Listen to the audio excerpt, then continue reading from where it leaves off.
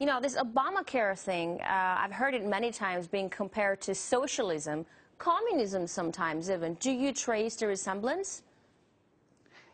That's just because the mainstream media, when they report about what's going on, are doing it by telling lies and anything that's good for the powers that be.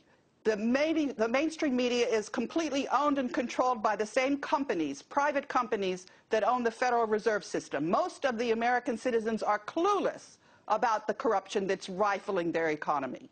But just to make sure, are you saying that everything about Obamacare is bad? Or are there good things about it? No, of course there are good things about it, but the problem is that the people that wanted to get a decent coverage were not given the tools. They were not given the equipment. They were not given the press coverage, the honest press coverage that a society needs to enact just legislation. Their congresspeople are all bribed by these corrupt forces. And the American citizens have zero confidence in their Congress. So at this point, you side with the Republicans for blocking the Medicare? I'm not siding with Democrats or Republicans because both of those parties have been co-opted by this terrible corrupt force that I'm talking about. What we have right now is Americans being forced to get health insurance. How does that go with their love of liberties and freedom of choice? It's not so much a question of being forced. You have to look at those parts of the society that have been thrown under the bus. The uneducated children who are not given a superior education like we used to have. We are a society that is giving short shrift to the people that need us. I'm not saying that we ignore the health needs of our country. I'm saying that we ignore the mainstream media because they are not telling us the truth.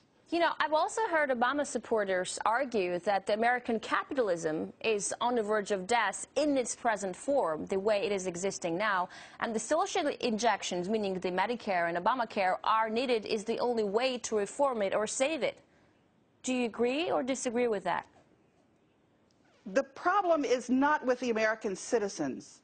They are a wonderful group. Their values are good. It's just that they're not given the tools that they need to have a just society. They're not given the basic information about what is really going on and who's benefiting from the economies that they're being told. They're being told that they have no money.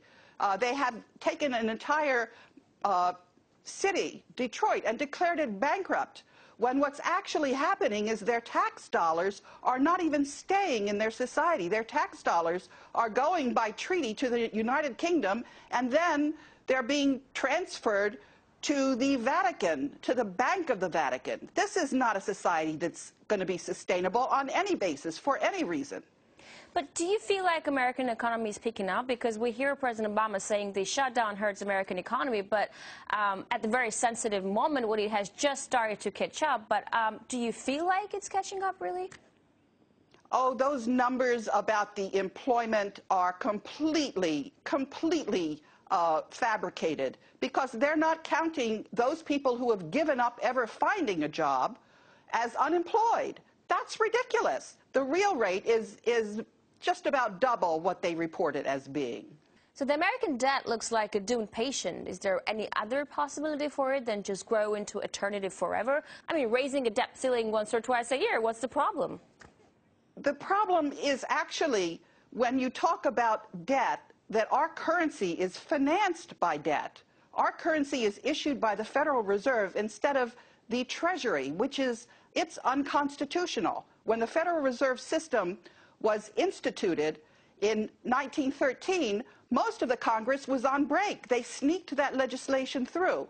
So the debt is there simply for those bankers to put an interest on it and have it grow and compound every year. The debt is a fabrication. It's probably should be repudiated, but it can't be repudiated until you've looked at all of the implications. But do you think it's going to go on and on forever? No. What I think is going to happen is that at the upcoming Bretton Woods meetings on October 9th, the countries of the world, the foreign ministers of the world, are going to sit down and have a rational basis for currency rather than this fiat currency, which is absolutely, what can I say? It makes no sense to anyone but the bankers that are issuing it. So when you look at the concept of the debt, it's much more than just borrowing money, right? It makes you controllable. For example, in the case of the U.S., who controls it? You mean the big corporations or countries like China and Japan who control large chunks of the debt? Well, that's a very good question, and fortunately, some mathematicians at the Swiss Federal Institute of Technology have given us a very precise answer. They did a study of who owns and controls the companies on the capital markets, 43,000 companies. And they found out that there's a secret super entity, they call it, that owns 60% of the earnings every year and 40% of the assets. They did this by putting the same people on the boards of these companies. So they have 10 times the economic power that they're entitled to. And they thought no one would catch them at it. This is a huge conglomerate that has been rigging the LIBOR prices. It's been rigging all of the commodities prices. It's been trading in the securities markets with insider information. It has got to be stopped. It also bought up all the media and has been lying to people deliberately. This is going to stop. So just to answer my question, the government is controlled by the conglomerate or the corporations rather than countries that are up and coming economically, right? So why haven't these corporations or conglomerate, as you call it, been caught? Why is nothing changing? That's the whole point about it. They like to think they're in control, but they're not. They're not above the law. And we citizens know exactly what they're up to. We've been working on this problem. All of the governors of the states have been working on this terrible corruption. So have the attorneys general. So have the sheriffs. And it's not going to continue. The American people are taking back their government, and they are stopping this terrible corruption. Mm-hmm. You know, as of today, the United States is a financial heart of the world.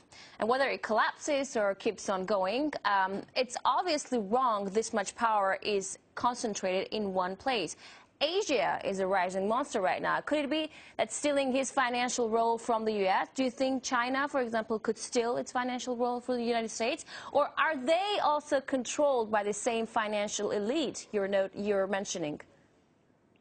Well, I can tell you that the Jesuits have a very strong stranglehold on China as well, but I can also tell you that the transition of economic strength from the Western countries to the East is going to happen, but it's going to happen in a smooth way. It's not going to be a transition through a currency war like that terrible, corrupt group is trying to manipulate everyone into.